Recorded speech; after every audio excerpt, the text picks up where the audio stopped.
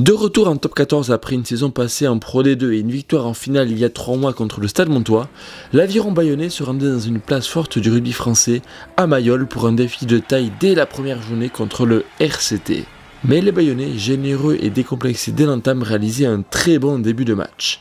Après une pénale touche dans les 20 mètres adverses, Rémi Bagé, en position de centre, adresse cette superbe passe au pied pour son compère Taïva Jacquelin et l'Aviron prend les devants au score 5-0.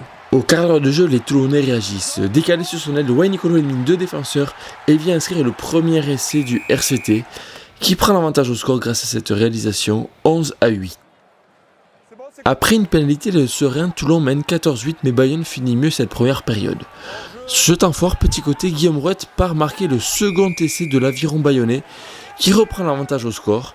On revoit cette action avec le bon coup d'œil du demi de mêlée qui part petit côté et qui marque cet essai. Et Camille Lopez, juste avant la pause, claque ce drop. Bayonne mène 14-18 à la mi-temps. 18-14 à la pause, Grégory Patat peut applaudir. L'Aviron est en train de réaliser une très belle opération, mais le plus dur reste à venir. Décomplexé et grâce à 2 essais, le club basque mène au score à la surprise générale.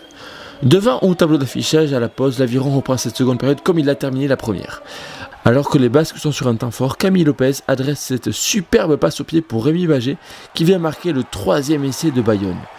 Grâce à cette réalisation du meilleur marqueur de Pro D2 l'an dernier, l'Aviron compte 11 points d'avance après la transformation de Lopez en coin.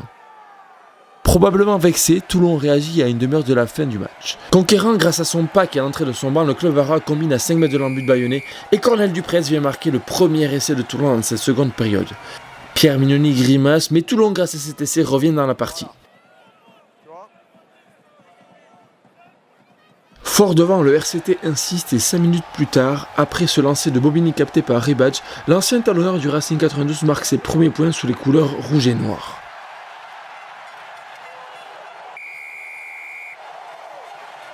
On se repasse le bel effort collectif des avants toulonnais qui emportent le pack basque sur leur passage et qui reprennent les devants grâce à la transformation de Baptiste Serein. En supériorité numérique après le carton jaune adressé à Kote Mikotadze, Toulon accélère, insiste devant et c'est le capitaine Charles Olivion qui a marqué un nouvel essai. Avec un joueur de plus sur le terrain, le flanqueur en force gère bien la situation et marque petit côté cet essai.